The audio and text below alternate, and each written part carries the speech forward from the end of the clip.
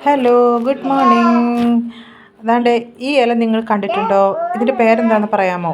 Comment ചെയ്യണം കേട്ടോ.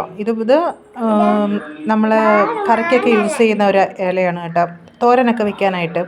പിന്നെ ഈ ഇലയാണെങ്കിൽ വെള്ളം തിളപ്പിച്ച് കുടിച്ചാൽ ഈ കുടൽ രോഗങ്ങൾക്കെല്ലാം ഭയങ്കര നല്ലൊരു മരുന്നാണ് കേട്ടോ. അപ്പോൾ ഇതിൻ്റെ പേരെന്താണെന്ന് നിങ്ങൾ കമൻറ്റ് ചെയ്യണേ. എനിക്കറിയാം ഇതിൻ്റെ പേര്, നിങ്ങൾക്ക് ഇതിൻ്റെ പേര് അറിയാമോ എന്ന് അറിയാനാണ് കേട്ടോ. അപ്പം ഇന്നിപ്പം ഞാൻ ഇത് തോരൻ വെച്ചാൽ നല്ല ടേസ്റ്റാണ്. നമ്മുടെ മുരിങ്ങയില തോരൻ വെക്കുന്ന പോലെ ടേസ്റ്റാണ് കേട്ടോ. അപ്പോൾ എൻ്റെ വീട്ടിൽ ഇഷ്ടം പോലെ നിൽപ്പുണ്ട്. ഒരെണ്ണം ഉണ്ടായത് അതിൽ നിന്ന് ഇഷ്ടം പോലെ സ്പ്രെഡായി മുറ്റം നിറയെ നിൽപ്പുണ്ട്. അപ്പോൾ ഇന്നത്തേക്ക് തോരത്തിന് ഇതാട്ടോ. ഇത് നല്ല ഹെൽത്തി ആയിട്ടുള്ളൊരു കറിയാണ്, തോരനാണ്.